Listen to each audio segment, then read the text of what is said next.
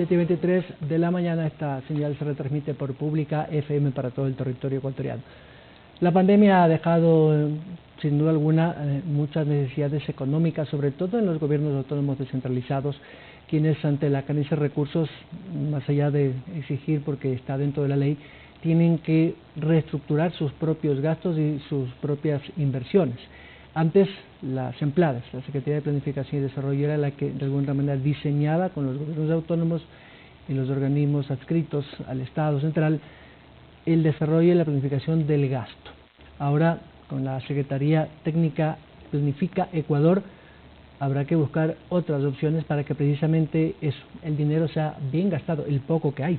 Y esto necesita efectivamente un acompañamiento técnico administrativo para todos los municipios, más de 200 organismos que muchos de ellos no tienen una estructura administrativa lo suficientemente técnica para poder aplicar una buena estrategia de administración de la cosa pública. Para hablar y entender un poco este acompañamiento técnico que va a realizar o que está realizando con nosotros la magíster Sandra Argotti, secretaria técnica de Planifica Ecuador. ¿Cómo está usted? Muy buenos días. Gracias, Pedro. Buenos días. Gusto en saludarlos y también a la audiencia.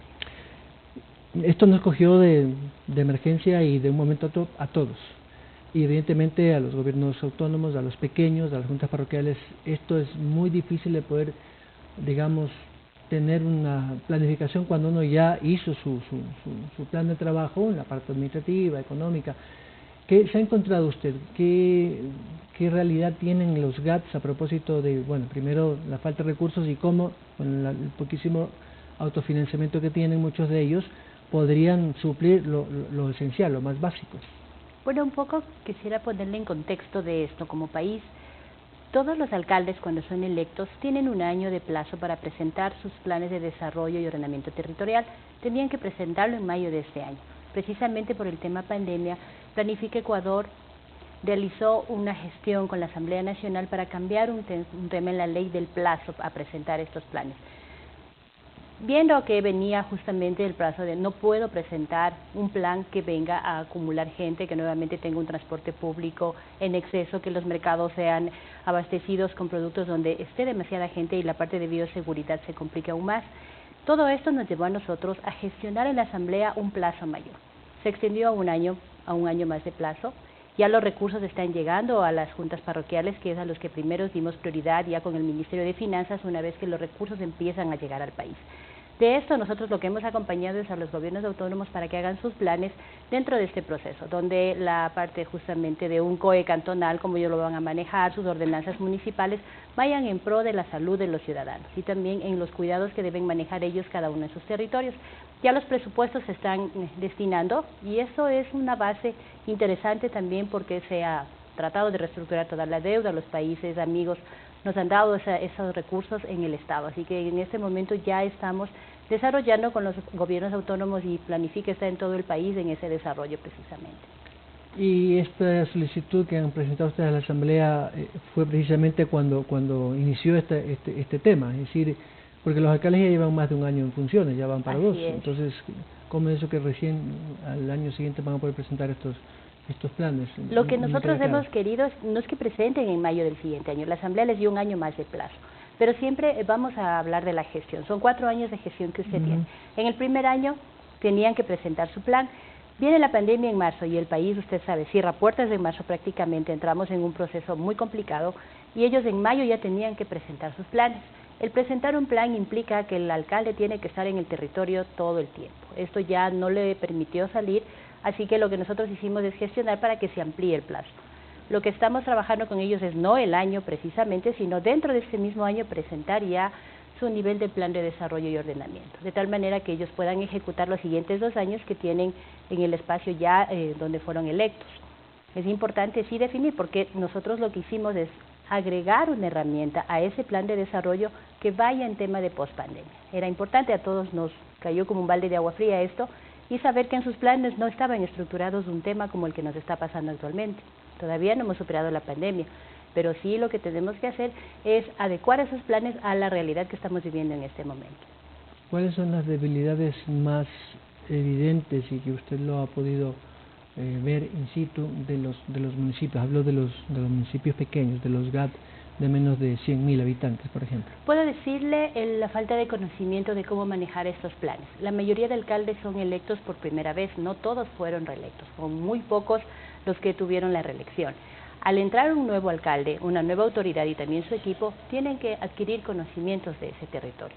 Esas son las mayores falencias que han tenido. Entonces nosotros lo que hacemos es justamente como Secretaría Técnica apoyar para que ese conocimiento se amplíe y sepan primero cómo estructurar su recurso, que su plan vaya orientado a no gastar demasiados recursos en obras infructuosas que a veces no son los que tienen impacto en la ciudadanía. Así que esas son las falencias más fuertes. También hemos visto muchas consultorías que cobran demasiados recursos, son onerosos, donde ellos desgastan. Y siempre les hemos dicho, miren, aquí se planifica, tienen que ayudarles. Somos nosotros los que tenemos en las manos las herramientas para que ustedes salgan adelante. Así que lo que tienen que hacer es anexarse a una secretaría que les va a apoyar para que ellos puedan realizar sus planes sin que tengan un costo tan alto y que más bien ese recurso lo vayan guardando para las obras que necesite el territorio.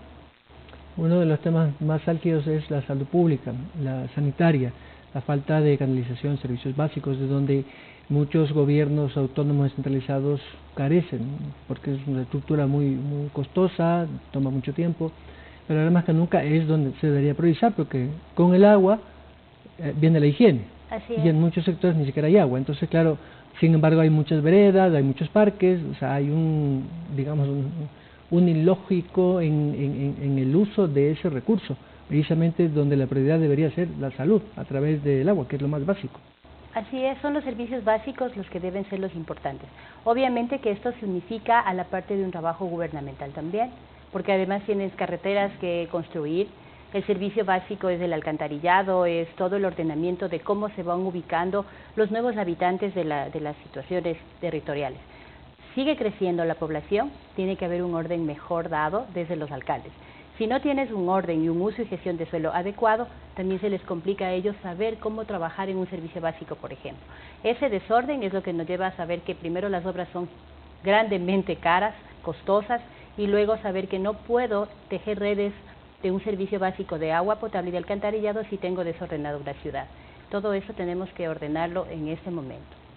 Y esta información que ustedes están levantando también puede servir, y entiendo que así debe ser, o así será, para que efectivamente Finanzas pueda saber qué municipio está haciendo un buen uso de ese recurso o fortalecer esos recursos para sanidad, obra pública, etcétera, etcétera, servicios básicos, o que el municipio que no hizo digamos, como una especie de seguimiento de los valores que se han gastado. Así es, siempre existe un seguimiento a través de un sistema donde lo maneja el Ministerio de Finanzas y planifica. Pero recordarles a que las alcaldías no solamente viven de un recurso del Estado, sino de la propia gestión que realizan. Ellos tienen la potestad de tener una gestión a través de la cooperación nacional e internacional y también su autogestión dentro de sus ordenanzas, de lo que ellos cobran. Pero saber a dónde destinan el recurso es el alcalde el que tiene que transparentar esa información. Yo creo que si uno hace un adecuado uso del recurso, en ese momento que no tenemos tanto, es donde realmente tenemos una prueba de fuego de saber cómo nosotros gerenciamos una alcaldía. Y no solamente una alcaldía, sino en general a todo lo que es el país y el territorio.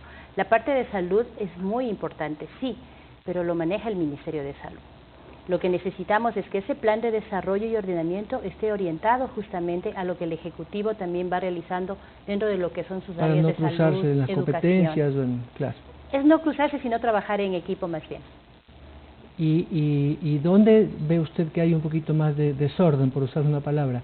Siempre en los municipios de la costa es como que un poco más, no sé si sea mi impresión, pero como que los municipios de los gobiernos autónomos de la sierra, digamos que son más prudentes al momento de invertir en una nueva obra. A veces también la falta de desconocimiento, la manera de ser querer ofrecer mucho a los habitantes cuando sé que no voy a poder, es parte a veces un poco de las plataformas políticas, ¿no? No es realmente buscar que sea en un lugar específico o en una zona. Es lo que necesitan ellos, es primero cuando alguien se lanza una candidatura tiene que primero conocer su territorio para poder hacer un plan. Ya debe presentarlo, porque además con el CNE, con el Consejo Nacional Electoral, deben presentar su plan. El plan está ahí, pero nunca se cumple. Claro. Exacto, porque usted va viendo una realidad distinta cuando ya llega al territorio, mucho más ahora que nos ha pasado, y recuerde, tenemos la ceniza del Sangay, tenemos todo lo que nos pasó en pandemia, es una realidad totalmente diferente en el país para todos. Ese cambio lo que tiene que ser es bien pensado, y saber que ahora sí ya ellos ubicaron las necesidades reales de su territorio. Una vez que yo tengo ubicado, y las juntas parroquiales son las que mucha más ayuda necesitan, son ellos porque son los inmersos en la parte más pequeñita, digamos, del territorio, la que menos llegan los recursos y a la que menos también se le va orientando los servicios básicos. A esa debemos tomarle una especial atención. Por eso incluso el Ministerio de Finanzas ya empezó a desembolsar a esos gobiernos autónomos, a los más pequeños, para que ellos tengan los recursos a mano. ¿Y en ese desembolso ustedes qué papel cumplen? ¿O en el seguimiento, digamos? Nosotros con el seguimiento, la parte de asesoría de su plan de desarrollo, porque además eso tiene que tener una gestión totalmente estructurada, ese soporte, y está estructurado a lo que es la realidad actual. Eso es lo que nosotros cumplimos, por eso Planifica está siempre en todo el territorio nacional. Ahora, complicadísimo es el seguimiento, más de 1000 y pico, casi 900... Son 1.200 más o menos. 1.200 juntas parroquiales.